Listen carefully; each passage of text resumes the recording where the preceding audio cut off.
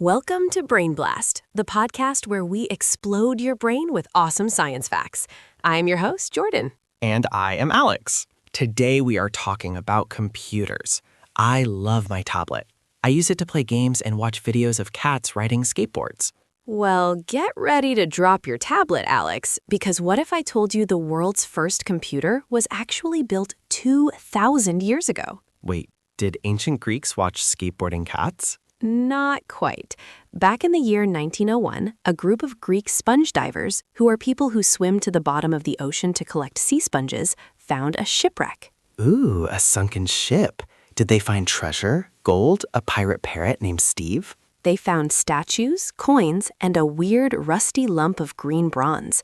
Nobody thought much of the lump until it split open, revealing tiny, perfectly cut gears inside. Okay, wait, 2,000 years ago. That is way before electricity. How do you plug it in? You do not. It is called an analog computer. Instead of microchips and electricity, it used over 30 interlocking bronze gears. Gears, like on my bicycle? Exactly. Imagine a bicycle made entirely out of fine pocket watches, squished down and stuffed inside a fancy wooden shoebox. That is a hilarious mental picture. But how did you turn it on? You just turned a little hand crank on the side.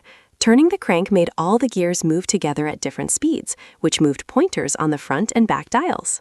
Okay, so you crank it, the gears spin. What was the output? Did it print out a receipt? Better. It was a super advanced astronomical calculator.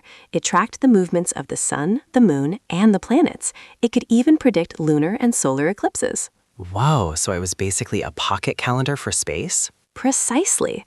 And here is the coolest part for sports fans. It had a little dial that tracked the 4-year cycle of the ancient Pan-Hellenic Games, which includes the ancient Olympics. So you could use it to know when the next eclipse was happening and when to buy tickets to the chariot races? You nailed it, Alex. I always thought technology meant modern stuff with screens and batteries, but the Antikythera Mechanism proved ancient people were amazing engineers. Absolutely. They were brilliant observers of the universe and master craftsmen. It completely changes how we look at human history. Well, my brain is officially blasted. Thanks for listening to BrainBlast. Keep wondering, keep exploring, and we will see you next time. Bye, everyone.